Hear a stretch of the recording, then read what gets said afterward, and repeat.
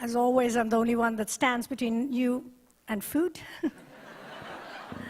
But we did have chocolates again for you. They are, again, courtesy thank you from Steve Blommer. So my deepest, deepest thanks to Dinao for bringing us home.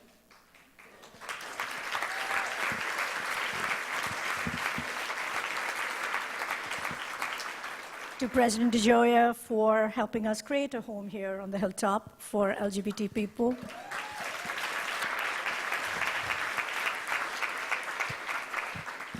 I must say that, this is the third colonial person up here today. I want to thank Bassam again for that wonderful, stirring talk.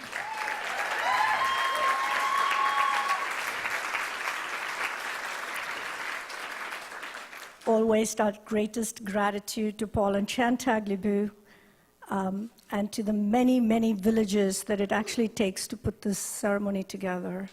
The planning committee, there are many, many volunteers, both within the Division of Student Affairs and outside the division, that help organize all of this for us. So if you can please give a big round of applause to them.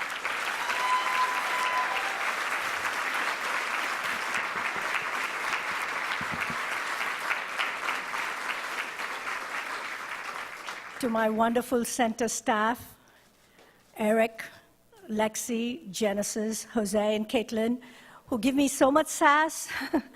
It's every single day that it keeps me really honest. To Julie, who has done 2 GA ships this year and managed to complete her degree, I don't know how. And my deepest and most enduring gratitude to Julian Haas, our assistant director.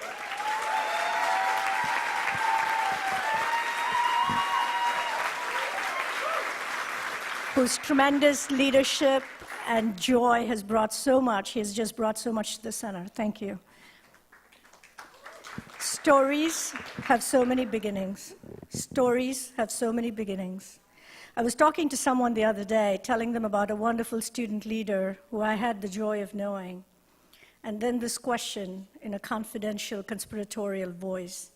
Oh yes, I know that student. Amazing. But I didn't know the student was gay. For just a split second, I'm silent, bewildered. And then it came to me, as it has come to many of us so many times. Why is it always assumed that the only people I can know have to be self-evidently, singularly, obviously gay, and nothing but? I feel like a bad smell, a contagion. It is a question that shadows me and our work all the time, the assumption that the only students we serve are gay, that the only students who are likely to seek us out are potentially or in reality gay.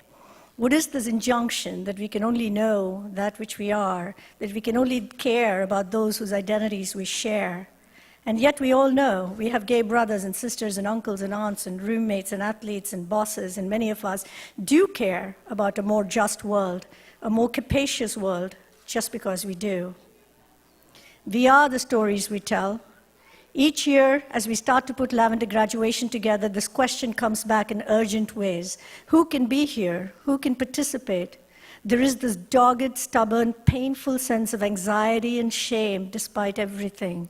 Will my presence here, like a bad smell, signal the world about me, the true me, the internalized belief that there is nothing to be proud of, really? When one is first generation, Black, lower income, Latino, or have a disability, or be API, or even be international, society, and in particular families and friends, have made it more possible for us to be proud of who we are as we get to this milestone. And we as members of these communities have learned from them to love and to celebrate ourselves just a little bit. But for many of our LGBTQ students, the absence of parents and siblings and cousins who are proud of who we are and what we do still weighs. And the day has not yet come, it seems, where we hear from our families of origin that there is something to be proud of in getting here by being this LGBTQ person.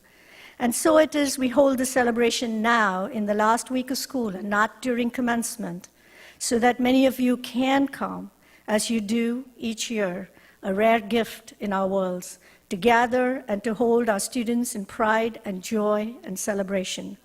We are so deeply grateful for the families that have come today and for all of your presence, not just today, but each and every day.